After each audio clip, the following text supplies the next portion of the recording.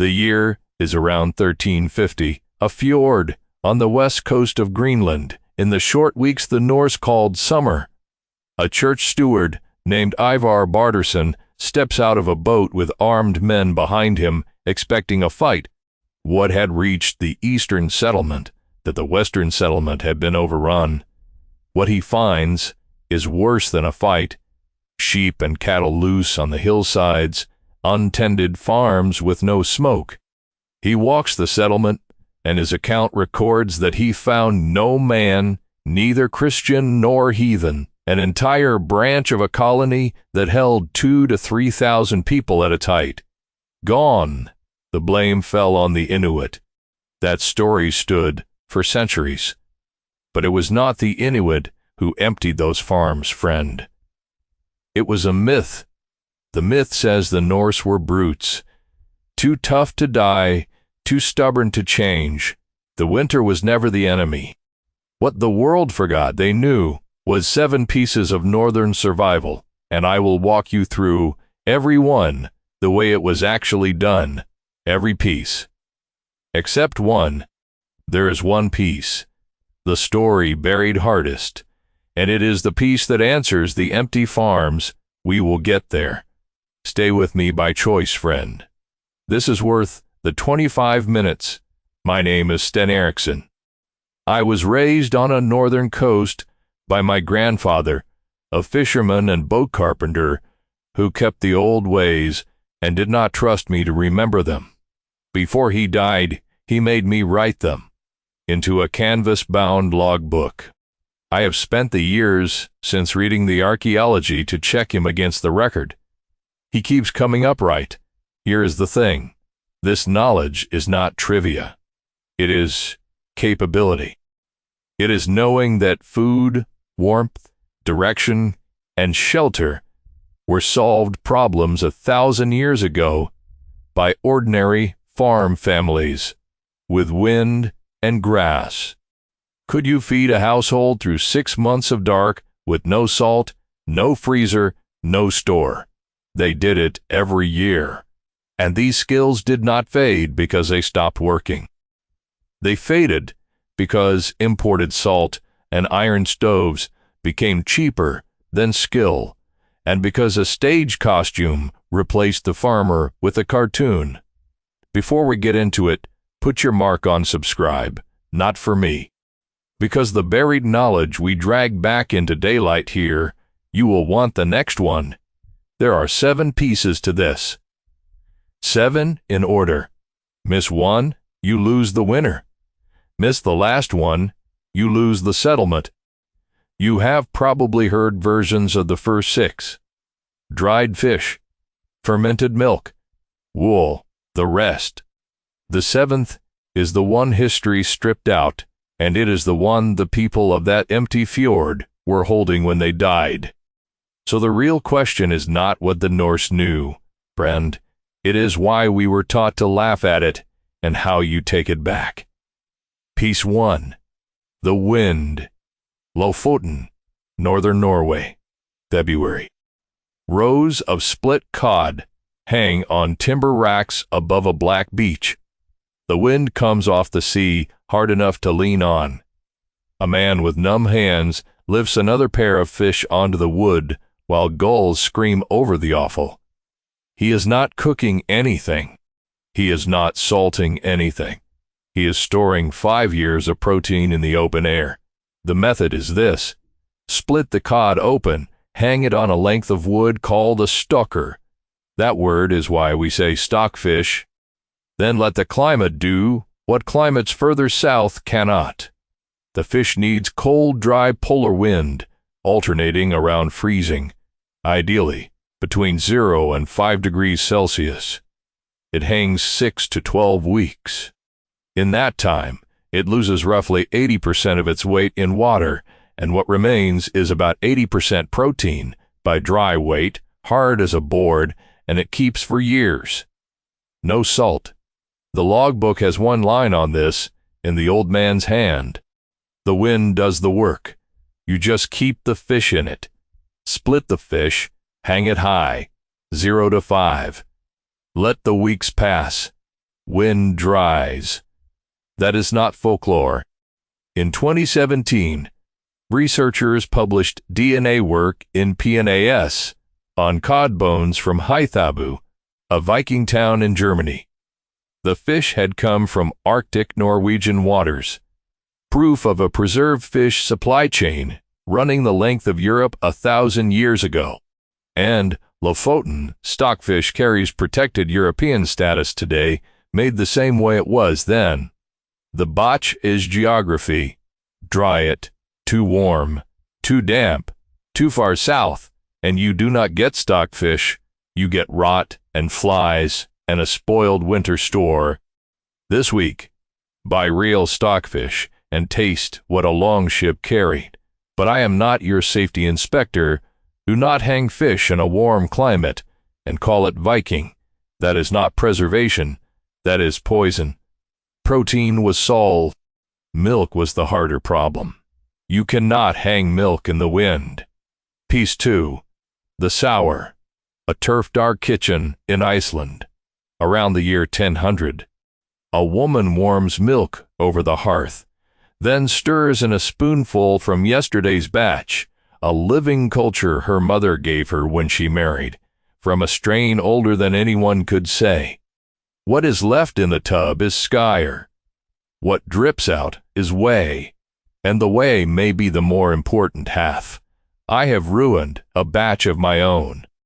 Left it too warm, got careless with the vessel, and 2 days later, poured out something sour in all the wrong ways. It cost me a weekend. For that farm wife, a dead culture in autumn could cost the winter, because rebuilding a starter took weeks in a place where weeks of food did not exist to spare. Here is what the method bought them.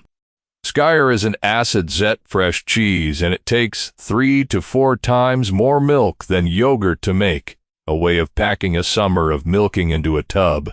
Kept cool, it held protein for 6 months or longer.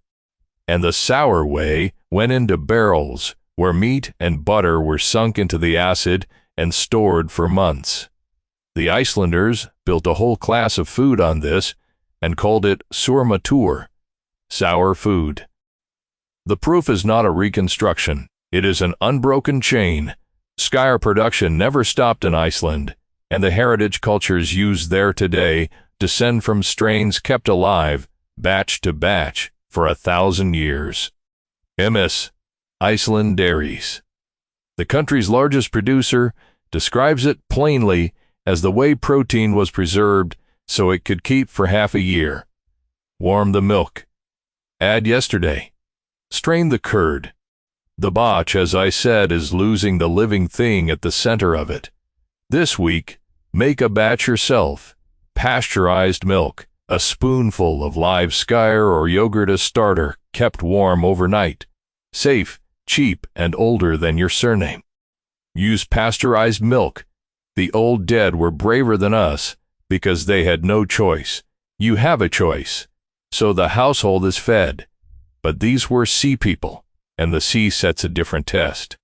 A soaked man in the North Atlantic has very little time, unless he is wearing the right animal. Piece 3. The wool. Start with the vindication this time. The Viking Ship Museum in Roskilde, Denmark, spent years reconstructing sails for their rebuilt Viking ships, working from heavy woolen sailcloth fragments found in the roof of Trondheim's church in Norway. Wool, not canvas. The sails that crossed the North Atlantic were woven from sheep, and the museum proved the weaveworks under sail in this century. Now the deck. Sleet, open water, a wave comes over the rail and soaks a rower to the skin. Steam rises off his wet sleeves. He is not tougher than you. He is dressed better. The Norse sheep grew 2 coats. The tog, long, coarse outer fibers, rich in lanolin, the grease that sheds water. The thell, the fine, soft underwool that insulates. Spun together. They made a yarn that repelled water on the outside and stayed warm on the inside. And wool fibers are crimped, so spun yarn traps pockets of air, and the lanolin-coated scales on each fiber protect those pockets even when the cloth is wet. That is why wet wool still warms and wet cotton kills. The logbook is short on clothing. One line: wool, always wool. Now the scale, because this is where the story hides. A single 100-square-meter sail took about 2 tons of fleece, the annual wool of roughly 700 sheep. Roskilde's researchers calculated that by the mid-Elam century, the fleet carried around 1 million square meters of sail. That is a year's wool from about 2 million sheep, and behind every meter of it, women's hands, spinning, weaving, finishing. The Viking Age floated on textile labor the legends never mention. Early Norwegian law tells you what a sail was worth. The Gulating law ordered sails stored in churches, and if the church burned down, the men still bore responsibility for the sail. 2 coats, 1 yarn, grease sheds water, crimp holds air. Wet wool warms.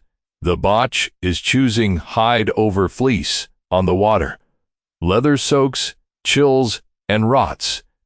This week, the homework is simple. Cold or wet weather, wear a wool base layer instead of cotton. That rule has a body count behind it, and it is not a Viking one. Fed, warm, afloat. Now cross 1,000 miles of gray water with no compass, no chart, and no land in sight pattern break. Everything so far any decent museum will tell you. What comes next is where men went into the water and where the line between archaeology and legend gets thin. Piece 4. The Stone. Gray overcast, no horizon worth the name, an open deck rising and falling. The navigator holds a small wooden disc, flat in his palm.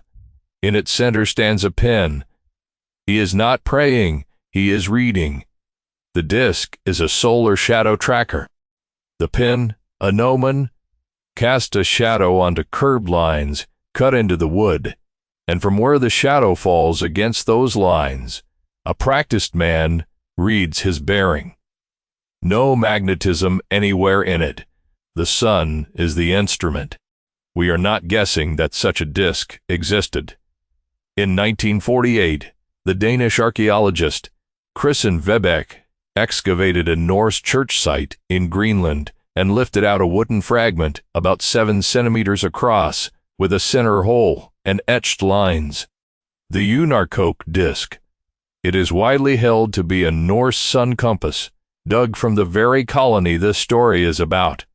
But a sun compass has one obvious enemy, and in the North Atlantic, that enemy is the default, cloud. And here is what the sagas leave out, or rather, what they half tell. The sagas speak of a sunstone. In half saga, the story goes that the sky was thick and storming, and the king held up the stone and saw where the sun beamed from it. Tradition, not proof. But the physics is real. Iceland spar, a clear, calcite crystal, splits light in 2. Rotate it against the sky, and you see 2 images. When their brightness matches, the crystal points toward the sun. Through cloud, even with the sun below the horizon. Guy Ropars's experiments confirm the crystal finds the sun in cloudy and twilight conditions. Gabor Horvath's team tested it under full overcast and located the hidden sun within a few degrees. The honest words are may have.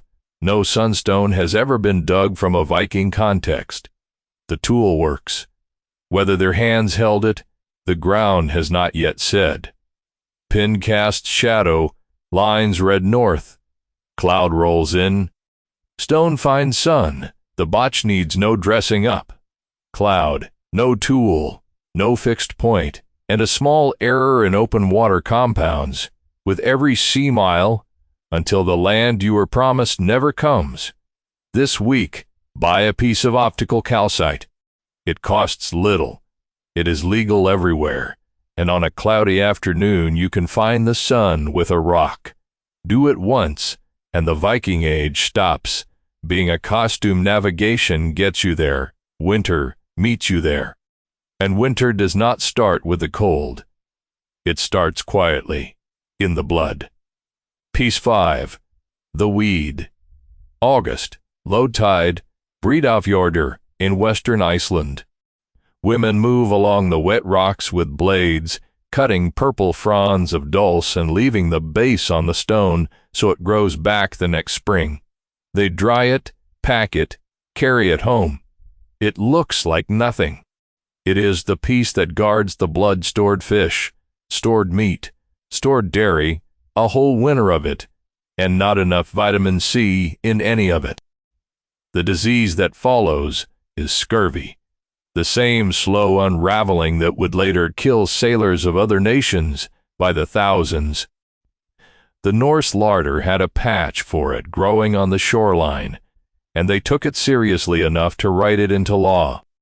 Gragas, the 13th century Icelandic law book, regulated the seaweed harvest and, in effect, permitted anyone to eat berries and dulse even on another man's land. When a people puts a food into its legal code, that food is not a garnish. And there is a story in it. The sagas tell of Egil Skallagrimsson, old and grieving, shutting himself away to starve to death. The story goes that his daughter tricked him into chewing dulse. The salt of it made him thirsty. He drank milk and the fast was broken. A strip of seaweed argued a man back into living. Tradition, not transcript. But the tradition knows exactly which food to reach for. Here is a detail worth sitting with. The settlers came mostly from Norway, where dulse was not eaten. The knowledge most likely came from the Irish and Scottish women and enslaved people who came with them from coasts where dulse was already a valued food. Part of the Viking survival kit was carried in other people's memory. Credit where it belongs. Low tide. Cut. Don't tear. Dry it. Eat it through the dark. Weed guards. The vindication is on the label today. Dulse is documented in Scotland and Ireland as a scurvy remedy for its vitamin content, and the Slow Food Foundation's Arc of Taste lists Icelandic sál as a food tradition worth saving. The botch is the winter without it, full stores, failing gums, and a strength that leaks away with no visible enemy. This week buy a packet of dried dulse and try it. If you forage instead, know your species and know your water is clean, or leave it on the rock. Food, warmth, direction, blood. 5 pieces. You still need one thing the North Atlantic refuses to give you for free. A room the wind cannot enter. Peas. 6. The turf. The northern tip of Newfoundland, 1,000 years ago. Snow driving sideways off the strait, the kind of wind that makes a plank wall a rumor. Inside a long, grass-roofed hall, a fire runs down, a stone-lined hearth. And the wind simply is not there. Outside is weather that kills. Inside, people are mending, cooking, sleeping. The wall between those two worlds is made of grass and dirt. The method starts in the ground. Cut turf strips with soil and grass together and lay them grass side down over a foundation of flat stones that keeps the damp out of the living space. In Iceland, the walls ran to a meter thick, laid in a herringbone pattern. At the far edge of the Norse world, they went further. Timber-framed halls, sheathed in sod, with walls up to 6 feet thick, roofed with more turf over a wooden frame, so the house itself grew grass. 6 feet of packed earth does not care what the wind thinks. In treeless Iceland and Greenland, this was not a quaint choice. It was the only material the land offered in quantity, and it happened to be a superb insulator. You can stand inside the proof. In 1960, the Norwegian explorer Helge Ingstad found low ridges and mounds at a place called Lance o Meadow. Excavation revealed 3 timber and sod longhouses and 5 smaller buildings, the only confirmed Norse site in North America beyond Greenland. The reconstructions stand on the original footprints, and the whole site has been a UNESCO World Heritage Site since 1978. That is not folklore. That is a federal heritage site confirming that a Norse building crew could raise Arctic-proof housing on a foreign coast with shovels, cut the turf, grass side down, stone below, 6 feet thick. Turf holds heat. The botch lived in the roof. These halls had no chimneys, only smoke holes cut along the ridge, and the upper rafters of a longhouse were permanently choked with soot. Bended badly, and the house that saves you from the cold slowly costs you your lungs and your eyes. Warmth always had a price. The skill was paying as little of it as possible. There is no safe homework for a load-bearing turf wall, so yours is an observation task. Next time you see a modern green roof or an earth-sheltered building, look at it properly. That is this piece, wearing new clothes. And if you ever get the chance to stand inside a turf reconstruction, take it. Now hold all 6 in your hands, because this is where it stops being a list. The people of the Western settlement had every one of them. Wind-dried fish, sour barrels, wool on their backs. The disc came out of their own ground. The weed, the turf, all of it. And their farms still emptied. They had pieces 1 through 6, right. Mastered, inherited, practiced for 3 centuries on that coast. And still they died, and the world blamed their neighbors and called them stubborn. Because there is a 7th piece, and I promised you at the start we would get here. Piece 7. The seal. Go back to that fjord around 1350 Twatter. Barderson, standing in the grass among sheep that no longer belong to anyone. No bodies laid out, no burned halls, just wind, livestock, and doors nobody shut. He sailed home believing the Inuit had done it, and history believed him for 600 years. The answer was not in the farms at all. It was buried in the churchyards, inside the settlers' own bones, and it took until our lifetime to read it. Here is where it turns. Stable carbon isotope analysis of 27 Norse skeletons from Greenland churchyard burials. Jetta Arneborg's team, published in Radiocarbon in 1999, showed the diet of the colony transforming across its lifespan around the year 1000. In Eric the Red's time, 20 to 30% of their food came from the sea. By the end, around 1450, it was up to 80%. A later Danish-Canadian study of 80 skeletons found that by the 14th century, 50 to 80% of their food was seal. The 7th piece was the sea itself, hunted the way the land demanded, communally. When the migratory seals ran the fjords in spring, it was not one hunter on the ice. It was settlements working the water together, and when the climate shocks of 1275 to 1300 hit their pastures, the record shows they answered by intensifying exactly that. The stated cause of their end was stubbornness. Europeans too proud to eat like the locals, starving beside a fjord full of food. The actual record is a people who rebuilt their entire diet, decade by decade, and bought themselves more than a century of survival on the edge of the world. So what emptied the farms? Not one blade, one winter, one enemy. A bad summer without hay. Hunts that can fail in the same year the hay does. And around the survivors, silence closing in. Last church tax paid in 1327, all contact cut in 1349, when the Black Death gutted the shipping. A survival skill keeps you alive. It cannot make your daughter stay. and the archaeology cleared the accused. No massacre, no burned property, nothing in Inuit tradition to support the old charge. The dead were competent. The story was wrong about both. Wind dries, sour keeps, wet wool warms, stone finds sun, weed guards, turf holds heat, seal feeds last.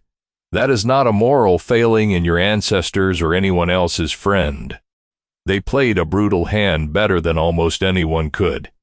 But luck is not a method, knowing is, and nobody hid this from you. Not a conspiracy, friend. Just how markets and memory work, there was no money and no glory in remembering farmers who adapted, so the stage got barbarians instead, settled in 985, a last wedding. Say the whole method, once, end to end. Split the fish, hang it in cold wind, and it keeps for years. Culture, the milk, barrel the whey, and the acid holds the winter. Spin the two coats together, pin and lines when the sun shows, crystal when it hides. Cut the dulse at low tide, and the blood stays whole. 6 feet of turf and the wind stays outside, and when the land fails, turn together to the sea. Seal feeds last. This was never really about fish or ships or grass roofs.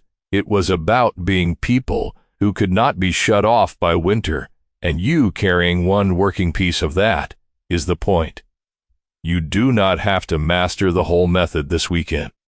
Do one thing this Saturday: wool instead of cotton, or a spoonful of live starter into warm milk. And tell me down below, did your family keep anything like this? A drying rack. Different coasts did this different ways, and the story with the most comments is the story I go deep on next. Somebody's ancestors fed a family through a winter with this. Now you know how. Do not let it die on your watch. Next time, how Norse smiths turned swamp mud into weapons-grade iron, and how the blast furnace made sure the world forgot it.